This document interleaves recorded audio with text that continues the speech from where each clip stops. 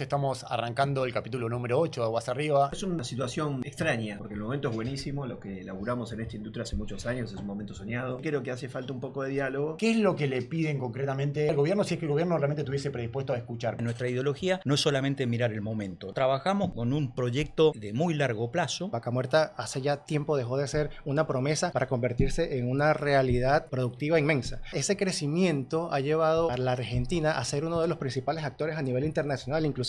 Contra un producto chino nosotros no podemos competir por el costo, pero obviamente nosotros conocemos el mercado. ¿Qué pasa con estas políticas pendulares que atraviesa el país cada tanto? No se puede vivir de rigis. Cuando hicieron el RIGI se gastaron todos los fósforos juntos. Pues la verdad que hoy mirás el RIGI y no sé qué más le podés ofrecer a una operadora. ¿Cómo se pueden generar más puestos de trabajo? 16% de las empresas despiden personal. Tiene que ver con esto que mencionabas antes de falta de financiamiento. En el caso de la Argentina hay ciertas coyunturas en el medio que complican un poco el avance o no de todas estas tecnologías. Buenas tardes a todos, estamos arrancando el capítulo número 8 de Aguas Arriba, este nuevo programa de streaming que lanzamos desde Conojournal para de alguna manera tratar de indagar de qué manera el desarrollo de Vaca Muerta, el desarrollo de la minería pueden traccionar también el desarrollo de otras capacidades que son importantes o son estratégicas para el país, como capacidades industriales, capacidades de proveedores locales. Por eso estamos con Leo Bursic. Leo, que es un viejo amigo de la casa. Capítulo 8, te invitamos recién, tendríamos que haberte invitado un poco antes por ahí. Leo es uno de los es el titular del GAP, que es un grupo de proveedores petroleros.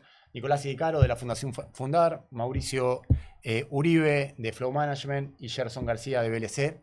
A ver, de alguna manera este capítulo va a estar saliendo justo en simultáneo con una nueva edición del Supplier Day, que es el evento que hacemos todos los años para de alguna manera tratar de meternos bien a fondo en lo que son las agendas de las empresas de cadena de valor. No hay una sola agenda de cadena de valor, sino que hay agendas en función de dónde esté cada uno en su cadena. Entonces, pensando un poco lo que es el escenario total, dije Mauricio Uribe y es Mauricio Sánchez, perdón, mala mía. Pero bueno, otro amigo de la industria. Otro amigo de la industria. Mauricio Uribe, creo que estoy con algo de postmundial, Colombia, algo me corrió por ahí. Pero bueno, diciendo Leo, esta agenda coincide, o este capítulo coincide con el lanzamiento del Supplier Day. En el Supplier Day nosotros le pusimos de título que la industria petrolera está frente a una oportunidad, un nuevo salto de escala. ¿Y eso por qué? Porque el año que viene te entra nueva infraestructura de exportación de hidrocarburos. Te entra el VEMOS, el Vaca Muerta Oil Sur, que es una terminal de exportación desde Río Negro, siempre lo decimos, pero por ahí hay alguien que todavía no lo conozca. Y te entra la primera terminal de licuefacción de Southern Energy, que es la empresa o el consorcio que está tratando de está en vías de empezar a exportar GNL, gas natural licuado, desde la Argentina. Si uno mira eso, diría, bueno, estás en un escenario óptimo, súper interesante. Si alguien quisiera forzar un poco, diría, bueno, estás medio en Disney, porque al tener más terminal de exportación, vas a tener más producción de petróleo y gas, estás en un buen momento. Ahora, cuando uno saca la foto o hace un doble clic o mira más en detalle, decís, está bien, pero al mismo tiempo los proveedores tienen que incrementar su capacidad de contratación, incrementar su capacidad instalada. Para eso necesita financiamiento y la Argentina siempre hay un talón de Aquiles que es el financiamiento competitivo.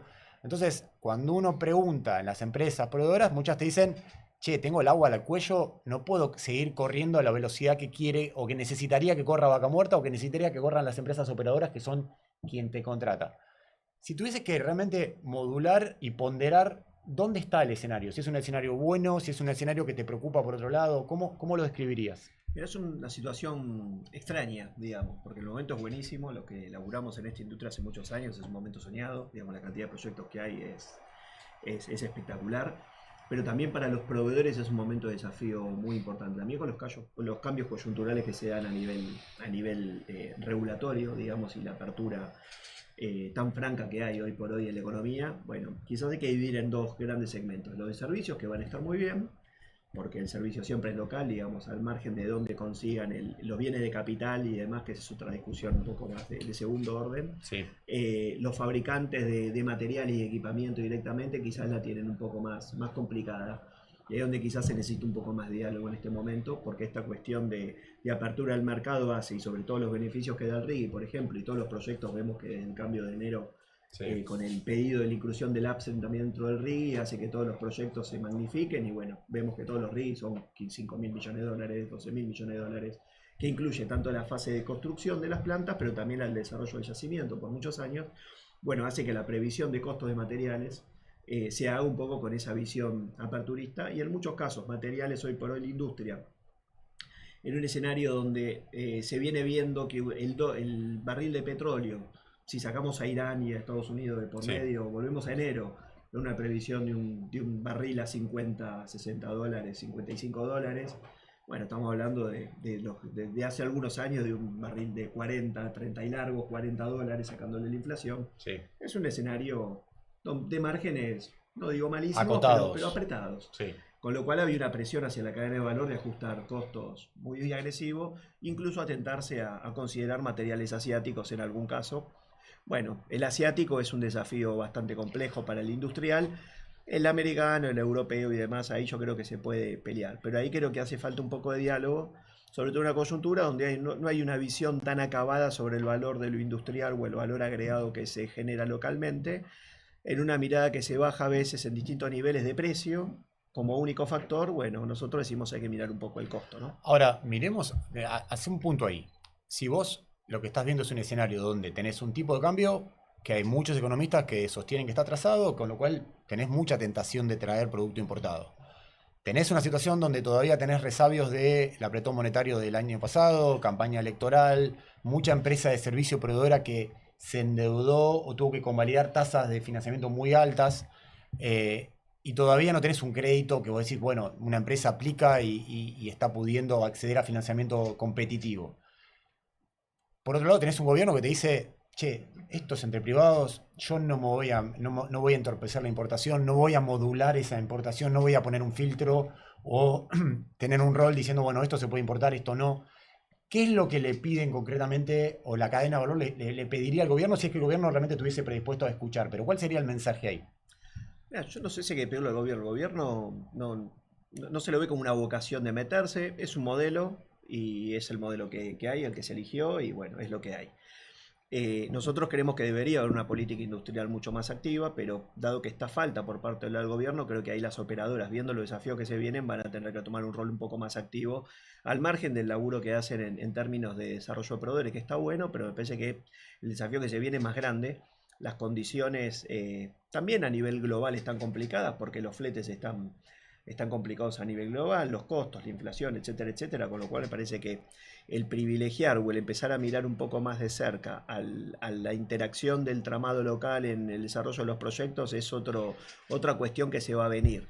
Nosotros creemos que ahí las operadoras creemos que deberían, pero bueno, no es obligación de ellos porque es un actor como cualquiera.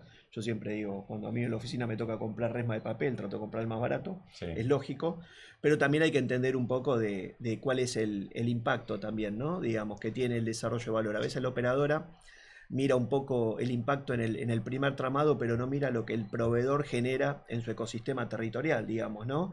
Eso es, ocupación en colegios técnicos, egresado de universidades, desarrollo local, arraigo territorial. Bueno, todas esas cuestiones me parece que hay que mirarlas un poquito más ampliamente. Ahora leo ahí, y ahora abro la mesa, digamos, para que el resto pueda conversar, pero me parece que es un buen disparador.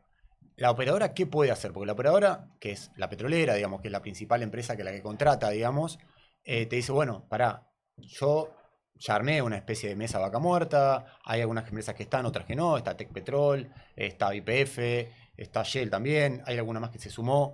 Por otro lado, las petroleras o las operadoras tienen esta dualidad, por donde por un lado el área por ahí de que mira producción o el área de upstream te dice, bueno, necesito que corras tan rápido como necesito que corras, porque tengo más pozos, necesito aumentar la producción.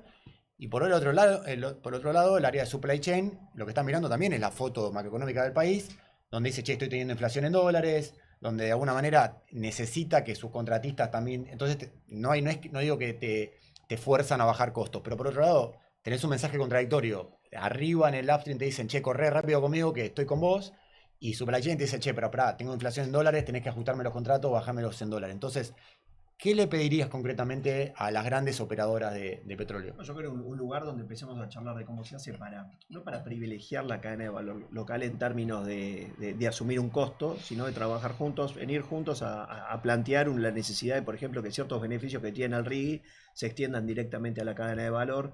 El RIGI es un instrumento espectacular para potenciar las inversiones, pero eso también de alguna manera deja fuera de esos beneficios. Hace muy difícil para un proveedor que no cuenta con el RIGI acceder a eso. Pero la petrolera puede darte ese beneficio o es algo que no, la del petrolera no Estado? te lo puede dar. Lo que digo es que la petrolera, entendiendo de que los proveedores quedan en desventaja respecto a la competencia de un importado, Exacto. puede tomar un rol un poco más activo como un actor político, si se quiere, que es incómodo, pero privilegiando el desarrollo del proyecto, quizás entender de que esto a la larga puede llegar a ser un inconveniente.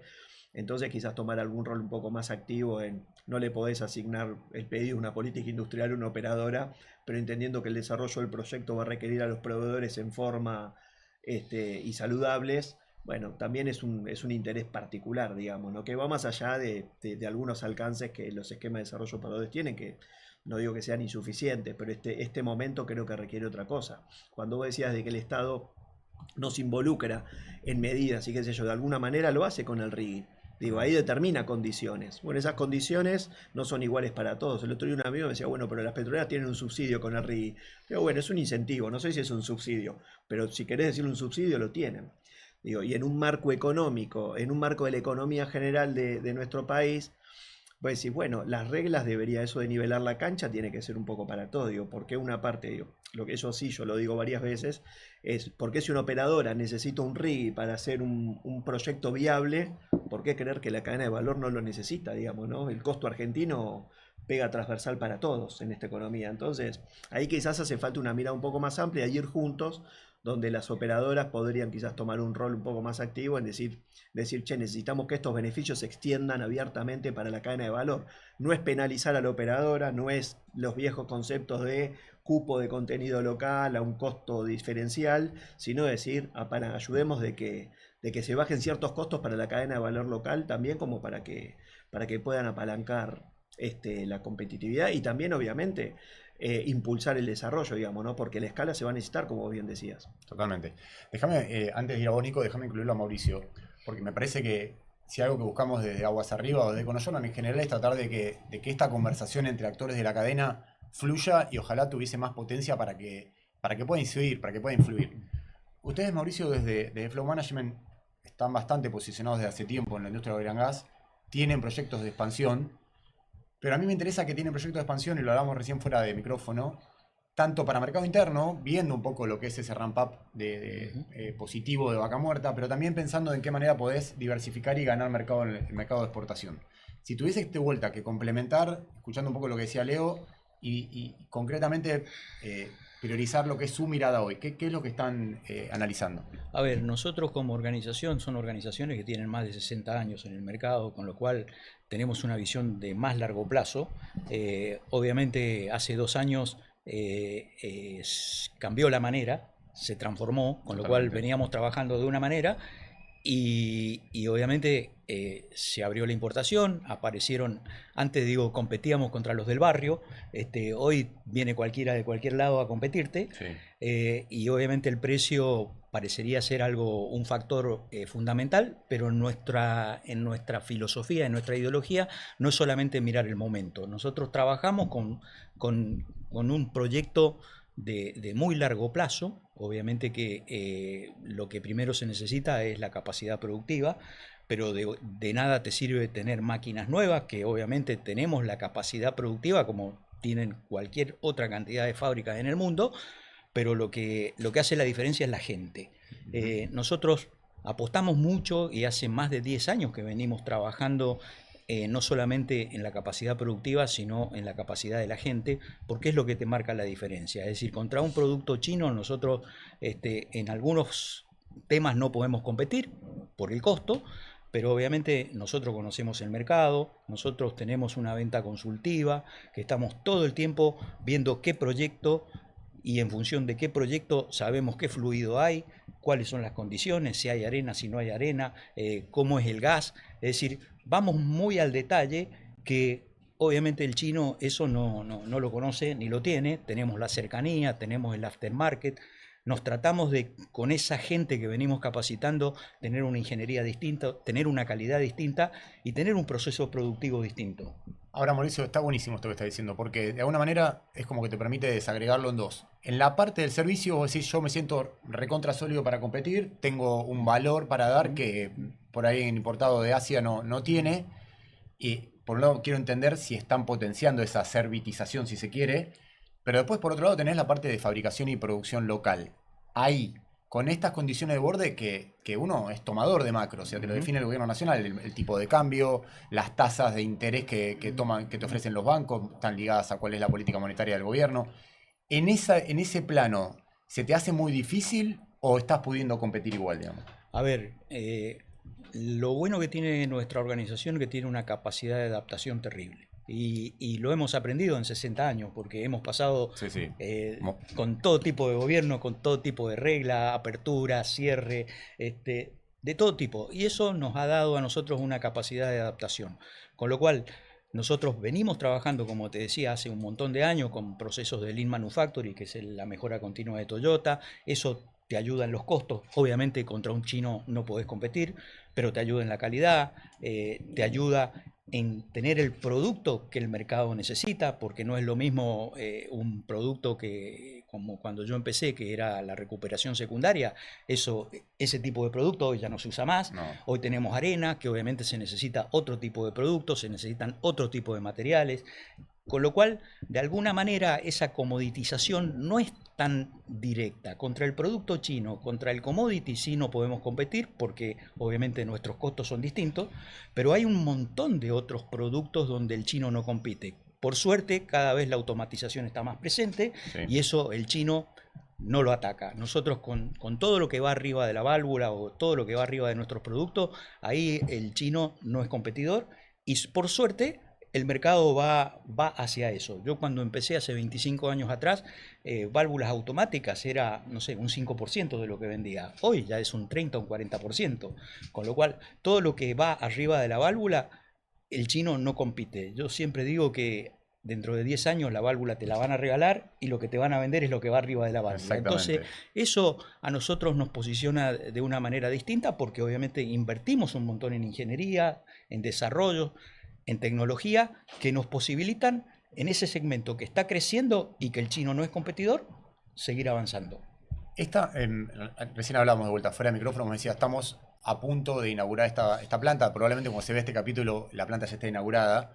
Es una planta que la pensaron visualizando el mercado de exportación para capturar parte del mercado de exportación, o lo pensaron diciendo, bueno, no, acá tengo 10, 15 años de desarrollo vaca muerta, necesito aprovechar ahí. ¿Cuál fue el driver? Mira, lo pensamos no con una mirada única, lo pensamos desde distintas miradas. Obviamente yo tuve la suerte, antes de trabajar en este grupo argentino, de trabajar en otro grupo internacional, con lo cual eso me sirvió de experiencia para ver cómo ellos ven el negocio. Nosotros obviamente pensamos en Argentina, nos encanta proveer en Argentina, pero hoy nosotros tenemos una capacidad fabril que podemos ser proveedores de calidad a cualquier lugar del mundo. De hecho, estamos exportando a Estados Unidos, tenemos más de 2.000 clientes en el exterior, exportamos a toda América, y obviamente cuando pensamos en esa planta no solamente lo pensamos en el mercado argentino, y digo el mercado argentino como vaca muerta y la minería, sino también mirando al exterior otros mercados que también son interesantes. ¿Y lo podés hacer con estas condiciones de borde que de vuelta que te fija el Estado Nacional? Estoy hablando del componente impositivo, estoy hablando del tipo de cambio que por ahí te queda con costos en dólares muy altos, ¿o se te está haciendo complicado, digamos? No, obviamente no es fácil, de ninguna manera es fácil, pero como te decía, la organización tiene una capacidad de adaptación que le sacamos jugo a las piedras. Totalmente. Entonces, esa es la ventaja y es el gen nuestro, que de un producto que obviamente tiene un costo diferente, en el caso nuestro, teniendo toda la cadena integrada, porque tenemos la fundición, la fábrica de válvulas. Dentro de la fábrica de válvulas hay equipos de mecanizado, con lo cual no solamente podemos mecanizar válvulas, podemos mecanizar cualquier cosa. Y después tenemos en Neuquén la empresa de servicio. Es decir, pero puntualmente, al tener una fundición y al tener plantas que pueden mecanizar, no solamente podemos fabricar válvulas, sino estamos fabricando cuerpo de bomba, impulsores, y son productos que tienen algún grado de tecnología que no cualquiera lo puede hacer, y eso nos posibilita exportar. Es decir, yo digo que en el fondo nosotros estamos exportando ingeniería con fierros. Está bien, está perfecto. No estás exportando un producto en sí mismo, sino que le estás poniendo toda esa ingeniería, todo ese desarrollo que hizo tu organización, de adaptarte, de ser versátil, lo estás imprimiendo, digamos, en un producto que lo exportás. Ahora vuelvo por este lado, pero hay algo que decía recién, esto de la visión de una compañía local que puede adaptarse. ¿Cómo les juega a ustedes desde BLC? Ustedes tienen todo un portfolio de soluciones que está orientado a lo que es la optimización del pozo en sí, de la perforación del pozo. Que va ahí por un lado te juega, que Vaca Muerta, si bien es un play que ya está recontra establecido hace 15 años, sigue siendo un play temprano, si se quiere. Cuando uno mira seguramente el estándar de producción de un pozo en Estados Unidos o en un shale de Estados Unidos contra Vaca Muerta, todavía podés tener una serie de mejoras o optimizaciones para poder llegar a ese estándar. O en todo caso te lo pregunto, Gerson, si es así, o si ya estamos en un nivel de un Permian, de un nivel 4, o todavía nos falta. Y por otro lado, ¿cuál es la visión que tienen en lo contextual, digamos, de Argentina, por lo menos de corto y de mediano plazo, digamos? Bueno, en ese sentido, me parece que siempre oportunidades de mejora van a haber. O sea, eso es total. Ahora, tomando un poco las intervenciones de los compañeros anteriores, hablando un poco de lo que es el potenciar la cadena de valor y hablando también un poco de lo que es la parte de la digitalización, ¿verdad? La parte de la automatización, son dos cosas muy, muy importantes que hoy en día creo que tenemos que prestar bastante atención. Desde el punto de vista de la cadena de valor, bueno, claramente lo acabas de decir, Vaca Muerta hace ya tiempo dejó de ser una promesa para convertirse en una realidad productiva inmensa. Y ese crecimiento ha llevado hoy por hoy a la Argentina a ser uno de los principales actores a nivel internacional inclusive. Exacto. Pero también justamente trae consigo una serie de retos que hay que afrontar. Retos, por ejemplo, como mantener ese desarrollo. Retos, por ejemplo, como mejorar la infraestructura. Retos como, por ejemplo, hacer que la cadena de valor crezca en conjunto con todo este desarrollo. Eso es algo muy importante y creo que desde el punto de vista de lo que es apuntando a los campos digitales, que es lo que hoy por hoy creo que es algo irreversible totalmente. Todas las empresas están hoy por hoy apuntando hacia ese norte y creo que es lo correcto y creo que es lo que de alguna forma nos va a llevar a ser cada vez más competitivos. Sí. ¿Cómo? Mejorando y viendo siempre, buscando siempre la mejor opción para mejorar y optimizar los procesos de todas las industrias. En este caso particular, BLC Oil and Gas hace o realiza el acompañamiento a las operadoras para que produzcan más y mejor. Sí. Ahora, Gerson, ahí pensando un poco, ¿a dónde está Argentina hoy en términos de la digitalización de sus procesos, la incorporación de nuevas soluciones de inteligencia artificial? Uno se pregunta realmente si cuando vos comparás contra un país más desarrollado, o no sé, no te querés ir a Norteamérica, a Brasil mismo, Sí. si estás muy atrás, estamos más o menos parejos, estamos al contrario, quizás estamos mejor que ellos, ¿no? Sí. No lo sé, no sé dónde está, sobre todo, ¿sabes por qué? Porque cuando vos tenés países como Argentina, que a veces pasan pendularmente de cerrarse mucho, ahora está muy abierto, como decía Leo recién, por ahí ese mismo movimiento pendular te termina impidiendo la instrumentación de procesos de digitalización o de mejoras que requieren de cierta estabilidad macroeconómica para poder hacerlo. Vos decís, bueno, si todo el tiempo estoy corriendo sobre qué va a pasar con el tipo de cambio, sobre si la inflación está a 100, 200, 300%, y tengo menos margen para que venga alguien de la organización a plantearme, che, mira, tenemos que hacer este proceso de mejora que nos va a dar valor en 2 o 3 años. Entonces, ¿cómo definirías eso? ¿En dónde estamos como, si querés, como país y Vaca Muerta como play no convencional? Mira, yo pienso que más allá de la comparativa que podamos hacer con otros mercados, creo que cada mercado es muy particular y cada mercado tiene un recorrido diferente y puntual. En el caso de la Argentina, lo acabas de mencionar, hay ciertas coyunturas en el medio que por ahí complican un poco el avance o no de todas estas tecnologías. Sin embargo, a mi entender, yo creo que estamos en un momento bisagra. Creo que estamos en un momento clave en ese sentido y que tenemos que seguir apostando justamente por este tipo de soluciones, este tipo de herramientas para poder, de alguna forma, optimizar y mejorar todos los procesos. ¿En qué segmento marcarías que existen oportunidades concretas? Si uno lo mira ya, digamos, en el upstream de Vaca Muerta, ¿dónde decís, no sé, en tal línea de servicios, en tal línea de procesos? ¿Dónde ves que hay una oportunidad grande ahí? Yo podría hablarte puntualmente del área de producción, porque siempre cuando hablamos de Vaca Muerta hay ciertos actores que de alguna forma se llevan un poco los reflectores. Sí. Hablamos de perforación, hablamos del set de fractura, hablamos de la Exacto. logística, Sí. pero en el medio hay un montón más de actores que son muy importantes para la cadena de valor. Y a veces perforar el pozo es el inicio de la historia, Sí. pero después mantener ese pozo produciendo cierta cantidad de años de manera eficiente, ahí es donde está el verdadero reto. Y todas estas herramientas de digitalización, de monitoreo, de diagnóstico, de control y optimización te van a llevar a alcanzar esa meta. Está bueno.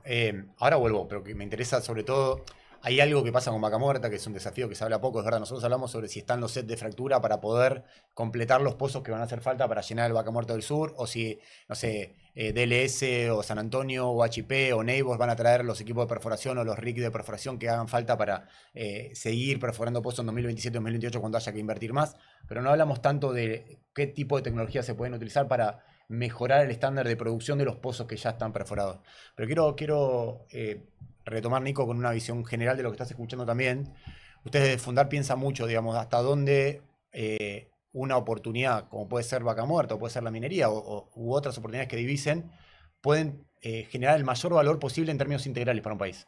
O sea, por ahí a veces nos vamos en lo industrial o nos vamos en un segmento, pero ustedes tratan de mirar siempre una mirada más sistémica, más integral. Cuando vos mirás Vaca Muerta hoy y lo mirás en los últimos 10 años, como es un play que tuvo la resiliencia o un activo para la resiliencia para crecer con mucha inflación, con baja inflación, con una economía más cerrada, con una economía más abierta, con falta de dólares, con un dólar más accesible. ¿Cuáles marcarías que son los 2 o 3 desafíos que tenés por delante ahí, digamos?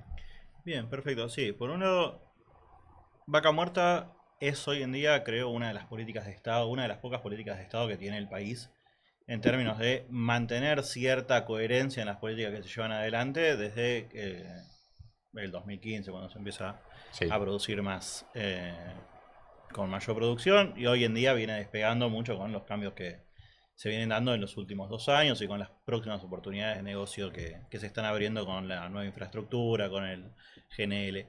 Ahora, una de las cosas que planteabas recién me parece que es clave para pensar los próximos años, que es qué pasa con estas políticas pendulares que atraviesa el país cada tanto. Y si uno se pone a ver el marco general de lo que viene pasando en el país en estos últimos 2 años, encuentra que hay una pérdida de casi 200.000 puestos de trabajo en el sector privado. Si se lleva al público, son casi 300.000 o un poco más incluso. Sí. Esto de asalariados registrados. En la industria particularmente, aproximadamente 80.000 puestos de trabajo. Está bien que no son tanto las industrias que afectan directamente a Vaca Muerta, excepto algunos segmentos de proveedores capaz que están compitiendo más con China. Sí. Pero eso lo que te abre es un panorama y con únicamente 4 provincias que vienen aumentando la cantidad de puestos de trabajo. Sí. Neuquén, Río Negro como los 2 grandes ganadores de todo esto, La Rioja y Mendoza que también vienen, Mendoza un poco también aprovechándose de Vaca Muerta y La Rioja por otros motivos. Pero eso lo que te abre es un escenario de, bueno, ¿qué va a pasar en el próximo gobierno, en el próximo año, en las elecciones? Esto que se está consolidando como el nuevo gran actor que tiene la Argentina, ¿va a seguir manteniéndose más adelante? Bueno, me parece que parte de eso depende de los consensos que se logren en torno a eso. Si el potencial, si los beneficios que trae Vaca Muerta no se difunden al resto de la economía, me parece que va a estar más limitado este consenso y el próximo gobierno va a tener un mandato de cambiar un poco las cosas. Si más allá de quién gane. Si por el contrario los efectos positivos de Vaca Muerta terminan derramando, para poner una palabra que capaz tiene un tinto medio feo, pero terminan permeando en el resto de la economía, bueno, se encuentra que ese activo tiene una potencialidad muy importante. Tiene una potencialidad en cuanto a los proveedores industriales de servicios que vienen generando puestos de trabajo. Bueno, ¿cómo se pueden generar más puestos de trabajo? Me parece que ahí está el core, que era lo que planteaba acá el compañero. Ahora, me parece interesante esto que decís de cómo generar consenso, porque de alguna manera uno te podría decir que Vaca Muerta creció con momentos, o en el gobierno anterior había un nivel inflacionario mucho más alto y sin embargo la producción siguió creciendo porque paradójicamente una economía tan cerrada hacía que todo eso sobrante de pesos, un buen vehículo para capturar ese sobrante de pesos sea la inversión en vaca muerta porque te puede dar una tasa dólar link o un respaldo en dólares porque el producto se exporta en dólares. Hoy sigue creciendo el proyecto de vaca muerta con un tipo de cambio donde la mayoría de los economistas dicen que hay un atraso. Yo le preguntaba a Mauricio hasta dónde eso le complica al operatorio de una planta que exporta al mundo para ver si puede competir o no competir. Entonces, quizás al contrario, si vos tuvieses una corrección macroeconómica donde corregís tipo de cambio, donde hay más financiamiento, quizás hasta a las grandes operadoras le iría mejor, porque te licuarían costos en dólares con costos en pesos, o las empresas de servicio también lo mismo. Entonces, ¿dónde crees que hay que corregir? Donde por lo menos la discusión, la conversación, tiene que ver con esto del RIGI que decía Leo, de decir, bueno, che, me pusiste un 20% de componente local, que cualquier proyecto lo cubre solamente haciendo un movimiento de suelo, o por dónde va, digamos, el aporte. Bien, sí, me parece que retomar cierta discusión de política industrial es clave en esto. Fijar objetivos. Bueno, queremos avanzar hacia proveedores de estas características o que sea cualquier cosa el proveedor local que puede estar. Ahí tenés una discusión que se da también a nivel territorial, que es los gobernadores que se benefician de los proyectos petroleros, mineros o de la infraestructura, van a ser más tendientes a apoyar los servicios de proximidad, porque lo que quieren es trabajo en sus zonas. Sí. Pero la zona productora de manufacturas por excelencia de Argentina está bastante lejos de eso. Entonces, Buenos Aires, Córdoba, Santa Fe, Gran Rosario y demás. Exactamente. Con lo cual, me parece que incluso más allá de lo que pueda hacer el gobierno nacional, lo que tenga ganas de hacer, que está bien, está planteando un cambio de estructura económica del país, algunos pueden estar más a favor, otros más en contra, pero incluso en ese marco me parece que puede haber diálogos interjurisdiccionales para decir, bueno, cosas que se producen acá, que van para allá, ¿cómo podemos hacer para disminuir la carga impositiva, para disminuir el costo del transporte, para pensar alguna política de desarrollo, de vincular los proveedores de un lado con las operadoras del otro? No, me parece que también se pueden generar algunos encuentros y que de hecho ha habido en algunos casos diálogos entre gobernadores. En el caso minero capaz es un poco más claro con la mesa de litio. Sí. Pero seguir apoyando esos espacios que si no, de vuelta, Vaca Muerta no va a terminar de impactar tan fuerte en lo que es Argentina en sí. Tengo una última y ahora después volvemos, pero quiero incluirlo de vuelta, Leo. Cuando pensás en la infraestructura, que es un tema bastante recurrente cuando hacemos este tipo de espacios, tanto en Aguas Arriba como en Dínamo, digamos, que es la incapacidad que tenemos como país de mejorar la infraestructura en todos sus niveles, digamos. La vial es la más visible, porque muchas veces uno ve todo el desafío que tenés a nivel logística de camiones y demás, y te explota en la cara esa agenda. ¿Cómo lo piensan de fundar ustedes? Porque uno dice, bueno, si eso lo tenés que hacer a través de los privados, tenés que darle algún nivel de garantía o de estabilidad para que si alguien va a invertir ex ante, va a invertir antes para mejorar una ruta, un tren o lo que sea, que el repago de esa inversión, que se lo tenés que dar vía tarifa, vía peaje, vía algo, le vas a cumplimentar los contratos en un país que en los últimos 25 años lamentablemente incumplió bastante de manera sistemática sus contratos. Si no, alguien te podría decir, bueno, que lo haga el Estado. Por ahí, un Estado que tenga capacidad de endeudarse, lo podría hacer. Porque decir, che, ¿por qué el Estado no puede endeudarse para mejorar el sistema de rutas que confluye de Buenos Aires, Córdoba, Neuquén, Entre Ríos, hasta... O sea, pero vos tenés un Estado que, para bien o para mal, digamos, entre 2015 y 2017, 2018 tomó 100.000 millones de dólares de deuda privada, 50.000 con el Fondo Monetario Internacional. Y esos fondos lamentablemente no redundaron en una mejora de infraestructura, se utilizaron para tratar de resolver cierta cuestión de deficiencias macroeconómicas que terminó saliendo mal. Entonces, ¿cuál es la solución que tenés hoy? Porque el Estado no tiene banca para jugar ahí. El privado te va a decir, bueno, ordename del todo la macro para que yo te pueda invertir en autopistas nuevas. Y mientras tanto, Vaca Muerta crece y las rutas están cada vez más colapsadas. ¿Cómo lo piensan de fundar ustedes eso? Sí, justo viniendo para acá veía un video de los camiones yendo por la ruta de la noche y todo poseado. Estaba impresionante. No decía qué ruta era, pero una de las que atraviesa la zona. Y vuelvo sobre el mismo punto de garantizar cierto largo plazo en los consensos. Y sobre lo mismo, me parece a mí la cuestión del empleo, de la destrucción de puestos de trabajo registrados o de la pérdida de poder adquisitivo fundamentalmente, termina siendo probablemente la cuestión más importante que tenga que atravesar este gobierno en los próximos años. Pareciera que el escenario financiero más o menos está bastante acomodado, sobre todo comparado con gobiernos anteriores, pero no así la actividad que genera puestos de trabajo en demasía. Pues el petróleo y la minería y el agro no Vos estás pensando más en la construcción, digamos. Sí, en la construcción, en la industria, Sí. pero también en un aumento del poder adquisitivo que derrame en los comercios. El comercio también ha caído en cantidad de puestos de trabajo, o se han informalizado puestos de trabajo que antes eran formales. Entonces, en la medida que uno pueda reactivar esos resortes de la economía, que la gente vea que exportar más petróleo, exportar más gas, exportar más minerales cuando se terminen de generar los proyectos de cobre sobre todo, redunda en un beneficio para la población y para la vida cotidiana, me parece que ahí se puede empezar a discutir un poco más, bueno, cómo pensamos de acá a 10 años, cómo la petrolera puede financiar un proyecto de infraestructura que necesita sin que tenga ningún inconveniente. Porque el RIGI me parece que fue excepcional en garantizar un marco jurídico de acá a 30 años de funcionamiento. Bueno, no se puede vivir de RIGIs, o sea, un país no puede vivir de exenciones impositivas.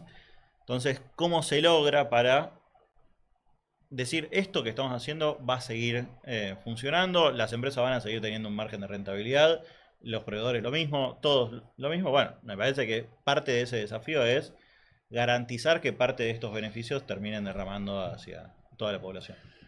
Totalmente.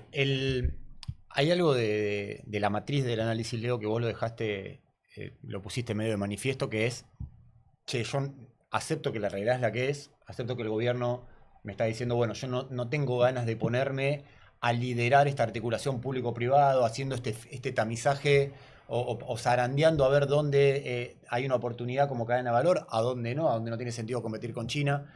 El gobierno nacional no lo va a hacer y tiene su derecho a tener esa posición, te puede gustar o no, y está bien que opinemos al respecto, digamos. Vos dijiste, bueno, la operadora te debería dar un paso al frente, mejorando. Uno empieza a ver que a nivel de articulación provincial hay acuerdos, no sé, entre Neuquén y la provincia de Santa Fe para tratar de incentivar ahí algún tipo de mejor articulación entre las cadenas de valor. ¿Eso lo ves con cierto optimismo o todavía sos más cauto pensando cuánto puede impactar realmente, digamos? Soy un poco más cauto. No porque no sea optimista, sino porque creo que eso requiere de una coordinación bastante profunda, digamos, ¿no? Porque si vos mirás los diferenciales que se dan incluso a nivel de costos productivos en una provincia o en otra, hay una diferencia muy marcada. ¿Podés dar algún ejemplo para entender mejor? No sé, ahí Mauricio podría hacer un ejemplo, lo debe tener analizado incluso con la base productiva que debe tener en la zona. Sí. Pero un salario metalúrgico en Neuquén no es un salario metalúrgico en Santa Fe, digamos, ¿no? Partiendo desde ahí, la operadora te pide costo y te pide que te instales localmente. Ahora, ¿de quién es la culpa? No sé de quién es la culpa. Pero sí se da que hay una diferencia de costos salariales en la provincia y nada, no me voy a meter en el tema sindical, pero hay distintos factores que van afectando los costos productivos que son dispares, así como nos pasa a nosotros con que queremos que el empleo sea argentino. Bueno, la misma discusión podría ser, la operadora te dice, bueno, pero yo compro en China porque es más barato. Bueno, ahí nosotros hacíamos un pequeño paper ahí de diferenciales de costos productivos de Estados Unidos, México, Europa, China, y dónde está Argentina metido en eso, ¿no? Y ahí es donde ves el costo argentino en acceso al financiamiento, en infraestructura, que vos lo mencionabas recién, litigiosidad laboral, carga laboral, costo de la energía. Bueno, en todos los puntos estamos perjudicados de alguna manera, ¿no? Que a la larga, si volvés al inicio de la discusión, es donde la operadora dice, yo con estos niveles de costo me cuesta mucho hacer un proyecto de escala mundial, competitivo a nivel mundial.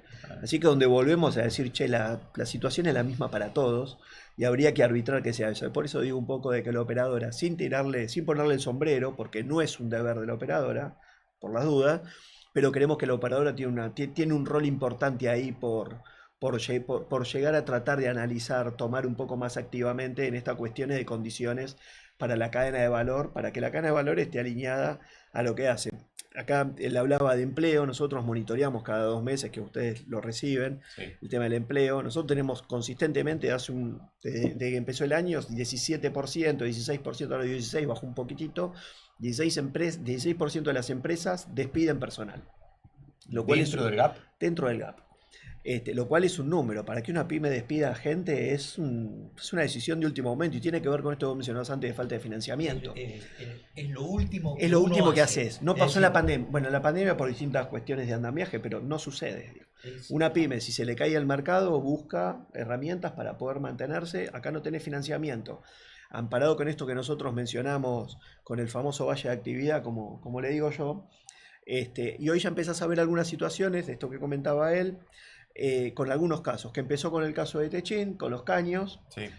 pero ahora lo ves en Vicuña con la importación de los módulos, que es una situación híbrida, porque no es que traen módulos, traen las partes y lo van a ensamblar localmente, pero ya ves que el chino empieza a meter ahí, y cuando no hay un problema con un producto asiático, con un producto chino, sino es ver por qué nosotros no llevamos esos números, digamos. Si el mercado va a convalidar esos precios, y nosotros la diferencia que tiene Argentina, no voy a caer en el viejo paradigma de Angola o Noruega. Sí, Noruega, Nigeria, digamos. Pero si vos tenés la capacidad, no es que lo tenés que desarrollar. Argentina ya tiene un tramado que está presente y fuerte. Digo, comentaba Mauricio, 60 años de un grupo industrial. En el GAP también, en promedio, deben ser 60 años de industria, de una capacidad que está desarrollada.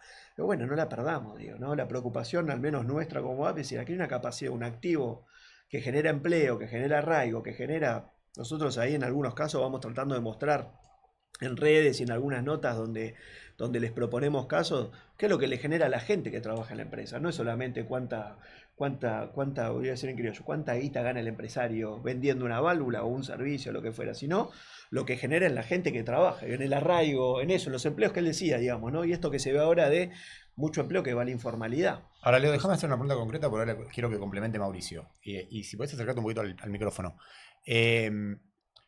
Vos decís, bueno, el 16% de las empresas del grupo argentino proveedores petroleros, digamos, del GAP, de alguna manera hizo alguna reducción de personal en los últimos tiempos, digamos. Esa reducción, vos la asignás a esta cuestión de que el modelo macro tiene algunas deficiencias, como el acceso a financiamiento para seguir creciendo, o lo asignás a por ahí lo que te diría alguien que tiene una línea más cercana a lo que está viendo el gobierno, que es, bueno, lo que está pasando es que hay muchas organizaciones y estructuras que están sacándose de encima un sobrante de ineficiencias que arrastraban, y este modelo te obliga a ser estar muy cerca de la estructura o de las eficiencias, entonces por eso te está sacando gente, porque te sobraba estructuralmente, digamos. Puede ser un poco de las dos, ponele, pero no creo que sea 100% la cuestión. Digo, si vos mirás la situación de las pymes, la capacidad ociosa, nosotros tenemos un 38% que está trabajando por debajo del 75% de la capacidad ociosa. Okay. A una empresa vos le sacás el 25% de producción de la fábrica y le pedís que sea competitivo, es complejo. Y esto se da un poco por este valle de actividad que te decía de hace 2 años en la reconfiguración del mercado, que también es algo relativamente lógico, se tiene que dar. Sí. La reconfiguración tanto del convencional, que ahora pareciera como que está empezando a jugar con reglas nuevas y acomodándose, y el no convencional también pasó algo muy parecido, porque esto es cesión de área, salida de un jugador, inversión de otro, bueno, Vista tomando, Plus Petrol tomando bajo el choque, bueno, todo eso también son grandes inversiones de capital y lógicamente con una mirada más financiera se cuidan inversiones que no son necesarias a la espera de que terminen los proyectos de infraestructura.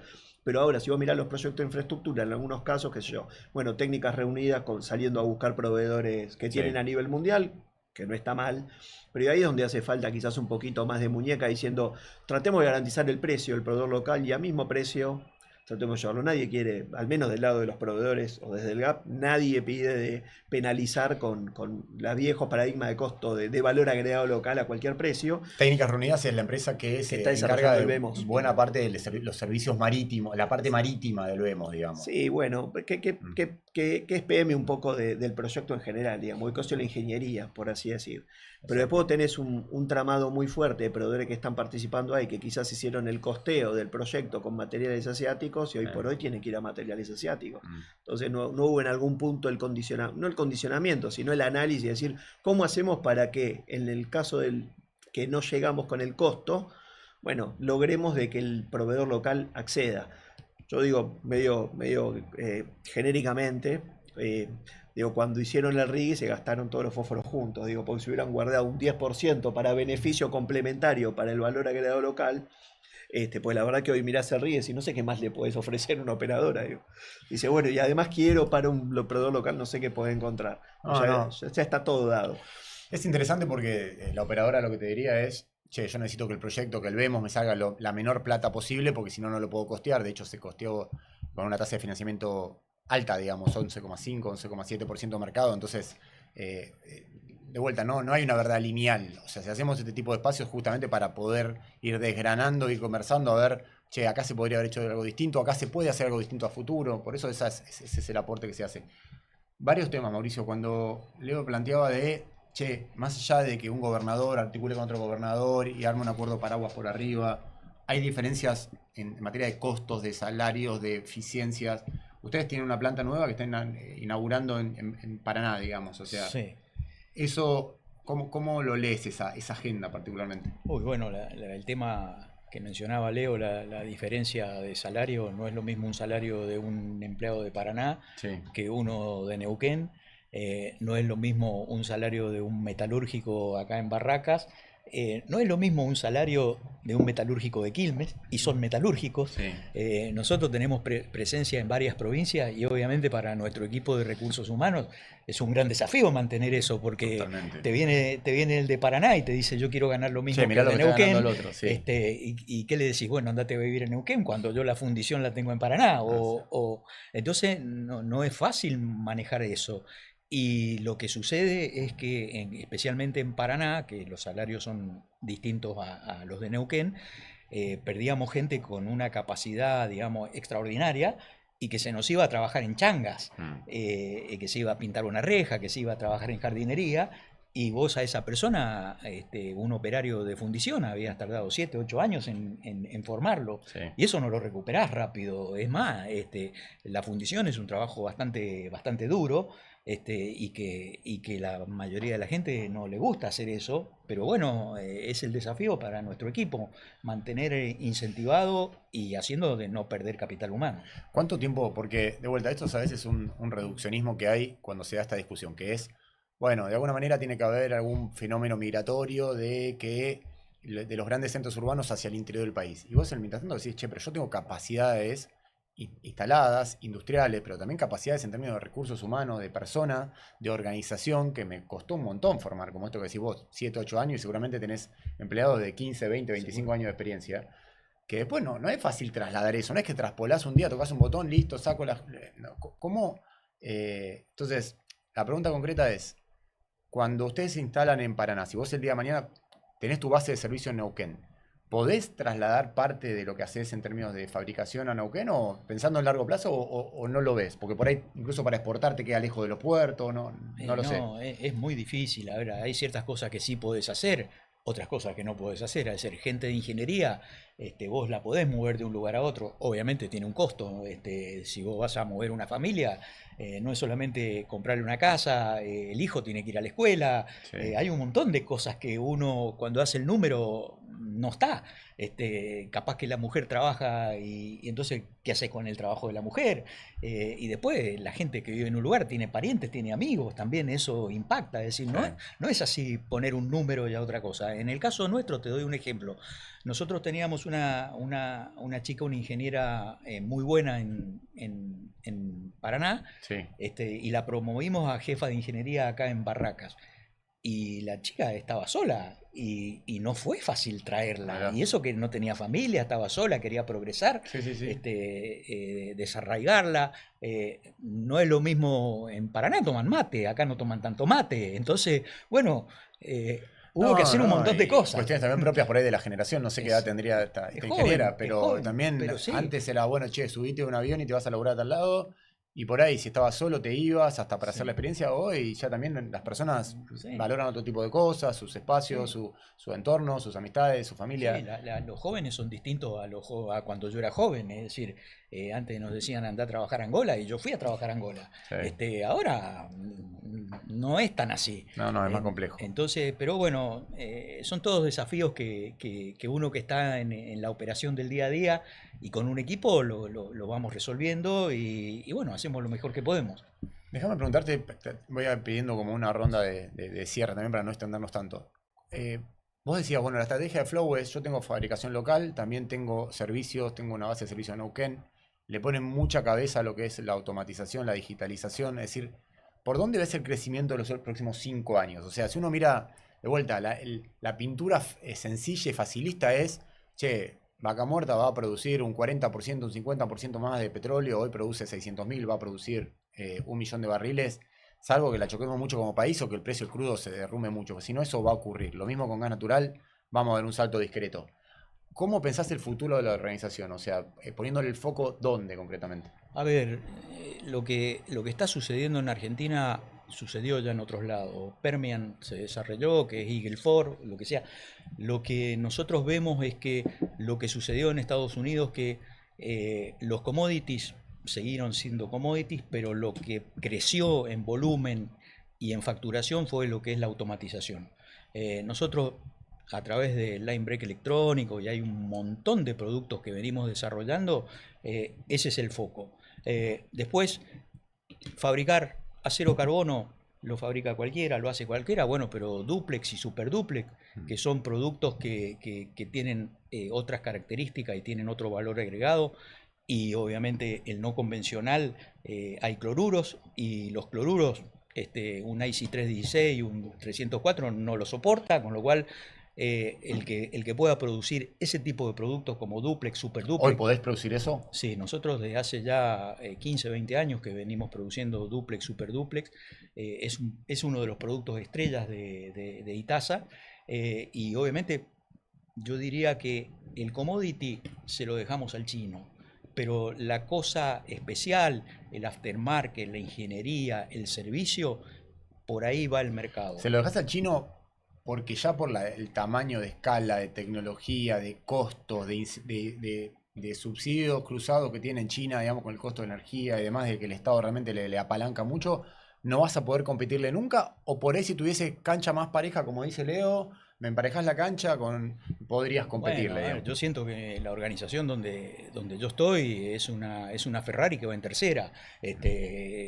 Poneme la cancha nivelada y pongo sexta. Okay. La realidad que también nosotros en los productos que no podemos competir, bueno, nos asociamos con un chino. En el Vaca Muerta Sur nosotros hemos hecho la provisión de casi el 70% de las válvulas.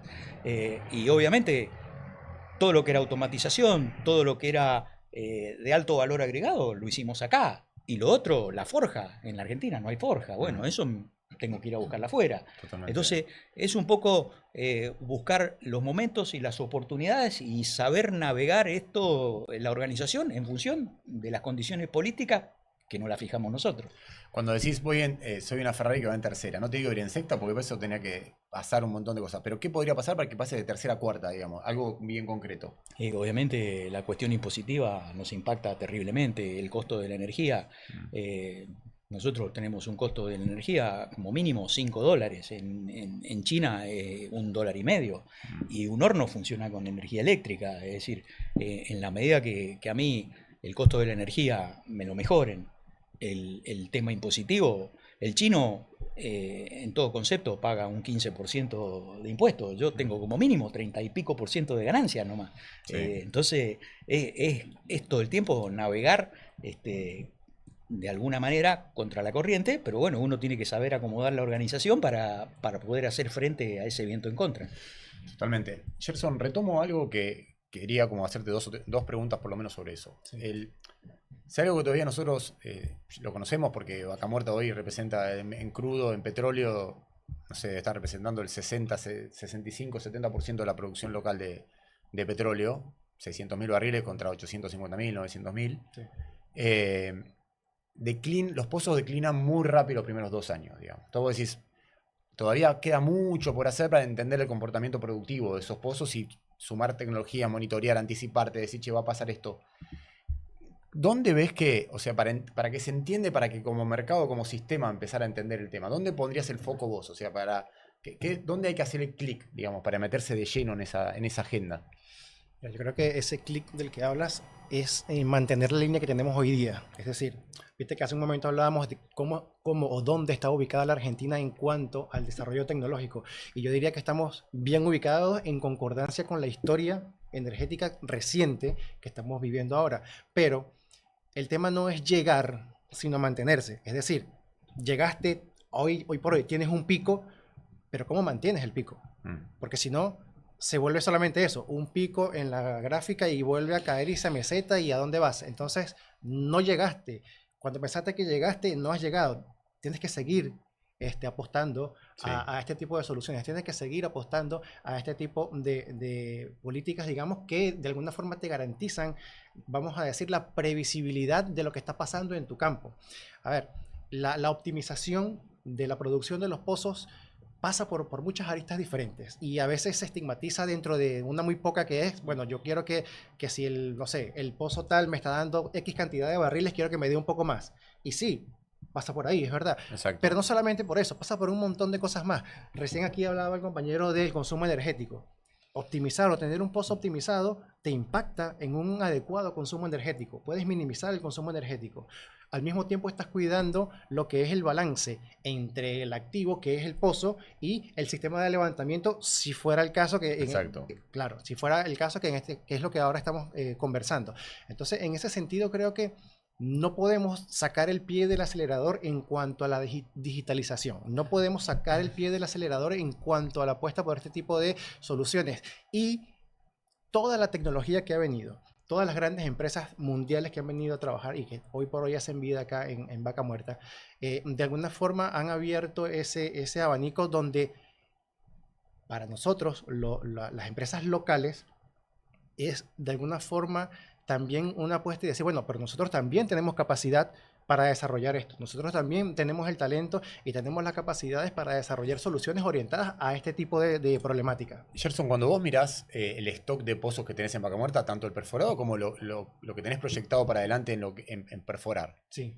y siendo, no sé, una escasísima aprovechamiento de lo que es la digitalización o el valor que te ofrece la digitalización o las nuevas soluciones ligadas a la inteligencia artificial y demás, y siendo 10 que es el máximo del aprovechamiento, ¿cómo dirías que está la Argentina hoy? ¿Qué número, cómo lo puntuarías? Y me pusiste en problemas. Estimativamente, digamos, No, por lo menos no. conceptualmente, ¿cómo lo analizas? A ver, diría que estamos aprobados seguro. Bien. Ahora, no sé si el aprobado ahí nomás o más cercano a la excelencia, ahí es donde estamos medio en un gris que no lo vamos a ver ahora, sino lo vamos a ver, digamos, en el transcurrir de un par de años más adelante. Hay proyectos importantísimos de perforación y de incrementar producción de acá al 2030, por ejemplo. Sí. Cierta cantidad de pozos, 250, 400 pozos para perforar. Es un número importante, pero el punto es qué hacemos con los que ya están perforados y qué empezamos a hacer con los que estamos perforando hoy. Recién, por ejemplo, mencionaban los campos convencionales. Los campos convencionales también son una oportunidad. Si bien acá estamos más orientados a hablar de lo que está pasando en Vaca Muerta, los campos convencionales hoy por hoy tienen y necesitan, te diría más inclusive que las mismas operaciones de Vaca Muerta, un alto nivel de digitalización, porque justamente tienen que apuntar a la excelencia operativa para hacer rentable su negocio, y eso no es una cosa menor. Está buenísimo. Nico, déjame para ir cerrando. O sea, hablamos bastante poco, digamos, si se quiere, incluso de Econojournal tenemos que haber hablado más sobre la reconfiguración de lo que es la cuenca del Golfo San Jorge, digamos. O sea, con foco en Epicentro en Comodoro Rivadavia o en Las Heras en Santa Cruz. La salida de YPF ahí, que fue como uno de los ejes del plan 4x4 que diseñó Horacio Marín, el presidente y CEO de YPF, de decir, che, YPF ya no tiene rol en agregar valor en un campo maduro, tiene que enfocar toda su organización en el desarrollo de Vaca Muerta, y eso hace sentido, por lo menos de lo conceptual. Pero también es cierto que dejó un proceso traumático en esa reconfiguración, porque es un achicamiento, es un ajuste, digamos, de la cuenca. Además pasó en un momento donde, como había un recambio del sistema político, como había también desafíos prioritarios en materia de macro, con reducir inflación, con ver qué se hacían con los dólares que faltaban y escaseaban, es un tema que pasó bastante desapercibido, más allá de que siempre lo que se discute, o buena parte de lo que se discute en Argentina, es aquello que tiene alguna replicancia en Buenos Aires, y eso quedaba todavía bastante lejos, digamos, con foco en Comodoro y demás. ¿Cómo ves ese proceso, digamos, de lo que pasó ahí? Ustedes lo analizaron bastante desde Fundar. ¿Qué nos podés contar un poco de lo que estuvieron viendo ahí, digamos? Bien, bueno, me parece que toca todos los temas que estuvimos charlando, tanto para pensar el hoy como para pensar el futuro no solo de la cuenca, sino también de Vaca Muerta y de todo territorio especializado en alguna de las actividades que pueden terminarse, ya sea por agotamiento de los recursos como por cambio de la demanda. En Comodoro, yo voy bastante ahí por temas familiares, pero además estuvimos a principio de año presentando el trabajo que hicimos el año pasado, invitados por la Intendencia. Estuvimos trabajando con la agencia Comodoro Conocimiento, que es quien se está encargando de repensar cómo Comodoro se va a reinsertar en el país. Cambió mucho Comodoro en los últimos 5 o 6 años. En los últimos 3 años más o menos se perdieron 3.000 puestos de trabajo en el petróleo. Eso tiene un impacto tremendo en todo el resto de la ciudad. Uno va a la ciudad y está cambiado. Sí. Porque era la mayor masa salarial, la mayor cantidad de puestos de trabajo, eso mueve toda la economía. Lo mismo en Pico Truncado, en Caleta Olivia. Uno va para allá y nota cómo está cambiando todo eso. Ahí lo que estamos trabajando, trabajamos el año pasado, estamos queriendo volver a trabajar este año, es, junto con la municipalidad y con la agencia Comodoro Conocimiento, es repensar un poco cómo puede diversificarse la economía de Comodoro. Ya sea convirtiéndose los proveedores que ya están de oil and gas en proveedores de Vaca Muerta y de lo que quede del convencional, como también diversificarse hacia otras cosas. Tiene la complejidad logística de que Comodoro es lejos. Totalmente. La verdad, cuando uno empieza a pensar la Patagonia no termina. Es maravilloso y tremendo para pensar una industria allá. Con lo cual, bueno, es bastante complejo el tema. Se le suma la complejidad de que la caída en la producción convencional afecta a las regalías de la provincia. Ignacio Torres, al principio, cuando pasó todo el plan 4x4, salió bastante fuerte a plantear el tema. Después, bueno, como planteas vos, con los problemas macro que hay en el país, quedó un poquito desdibujado. Sí. Con lo cual es pensar un poco hacia dónde puede ir, si es pesca, turismo, industria, un poquito de todo, conocimiento, proveedores de servicios. ¿Qué se puede hacer para que la situación remonte y capaz no volviendo al pico a la era de oro de Comodoro, pero sí manteniendo algo que si no va a empezar a caer? Y toca muy de cerca lo que planteaban del arraigo, que no es fácil moverse de una ciudad a otra, incluso en ciudades no tan distintas, Comodoro, Neuquén, o sea, hay muchos kilómetros de distancia entre ellas, pero que son de la Patagonia, que tienen algunas cuestiones... Que son polos petroleros, que por ahí uno debería decir, che, de una mirada facilista, bueno, la persona que trabaja en petróleo sabe que tiene una naturaleza migratoria, que a veces se toca una cuenca, a veces se toca otra, y aún así cuesta un montón, digamos. Exactamente, ahí cuesta un montón, con lo cual no es que si crece una zona, la zona cordillerana, de repente vas a tener una migración de millones de personas hacia otro lado. También porque los propios gobiernos tienen que preparar la infraestructura para que haya un cambio migratorio, ¿no? Si no, se te da un descalabro urbano que es difícil de manejar. Sí. Y eso toca, y con esto ya cierro, para no extenderme, me parece que toca muy de cerca también otro tema, que es la generación de capacidades en investigación y desarrollo. Acá Mauricio lo comentaba muy bien, todo aquello que está puesto por encima de la commodity. Bueno, ¿cómo podemos lograr desarrollar más? Y ahí vuelvo al primer punto, que es, hace falta hacer una planificación. Capaz planificación suena un poco viejo. Ambicioso. Sí. Pero hace falta tener un lineamiento de hacia dónde queremos ir con los proveedores que tenemos. O sea, estamos pensando son proveedores que no agregan tanto valor o que pueden agregar mucho más valor, que hay que acompañarlos en ese proceso, ya sea con créditos, con políticas dirigidas, y que después, el día de mañana, les permita diversificarse más fácilmente hacia otras industrias, vender hacia afuera, como comentaba Mauricio, hacia Estados Unidos, porque en algún momento todo lo bueno se termina.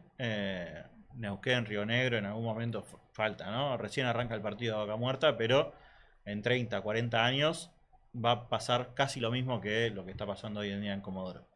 Entonces, ¿cómo podemos desarrollar una industria que se sostenga más allá del petróleo y del gas? Y me parece que ahí está el punto que Vaca Muerta puede aportar muchísimo más de lo que está aportando. Totalmente, digamos. Y eso es lo interesante a veces de hacer estos programas. Es como, ojalá como país, que nos falta mucho, apuntalar mucho una visión federal, donde realmente tengamos muy, muy cerca casos que están pasando en el interior y demás. Por ahí, digo, uno escucha a veces al gobernador de Neuquén, a Rolando Figueroa, diciendo, bueno, hay que prepararse para cuando Vaca Muerta no esté más, y suena bastante extemporal, porque Vaca Muerta todavía tiene un proyecto de crecimiento bastante claro hacia adelante, pero tiene que ver con esto. O sea, si no te pasa lo que está pasando en Comodoro, que te sale un jugador muy importante como YPF, producto de que los yacimientos ya son maduros, de que hay una declinación natural, de que no hay una posibilidad de crecimiento clara, y una empresa que está preparada para crecer como YPF tiene que asumir el desafío que tiene, que es Vaca Muerta, y lo que te deja es medio desarmás un polo de desarrollo productivo, como tenías en Comodoro, montones de proveedores que tienen que dar una vuelta en el aire. Bueno, también dependerá del privado moverse muy rápido y estar muy fuerte como para decir, bueno, ¿por dónde forjo mi futuro? De vuelta, a veces el Estado tiene un rol, el Estado también es lo que es, y la política también es lo que es, entonces ese momento pendular depende mucho de que la política tenga algunos consensos que no los tiene. Te dejo, Leo, el cierre de 30 segundos si es que tenés algo para agregar, si no cerramos acá, pero me parece que por ahí querías agregar algo ahí. No, es eso, me parece que es un momento de diálogo, los desafíos son muchos de distintos niveles y me parece que más que nunca estar abierto a escuchar y hacer eso, ¿no? Humilde y escuchar un poco la situación de cómo impacta en cada lugar las necesidades de la operadora, del tramado productivo, de las provincias y entre todos tratar de hacer de que esto sea un desarrollo, digamos, que el desarrollo y la ganancia de esto sea como sociedad, digamos, ¿no? Me parece que ahí es donde va a estar la sustentabilidad. Si no hay empleo, la sustentabilidad política se pone en riesgo y atrás de eso se pone en riesgo la sustentabilidad del proyecto, digamos, ¿no? A mí un datito que me faltó, que también me gusta tirarlo de colores, que no solamente los despidos que hubo, sino que el 44% de las empresas dejaron de incorporar personal. No despidieron, pero decidieron frenar y eso viene creciendo. Y la expectativa, el optimismo también viene ahí medio electrocardiograma. Un poco sí, un poco no, pero bueno. Está buenísimo y de alguna manera sí, no es que repito porque quiero repetir, sino que la forma de poder crecer sistémicamente es que las personas que tengan conocimiento, cada uno con su rol, cada uno con su objetivo dentro de la cadena, puedan opinar, puedan desgranar, puedan conversar.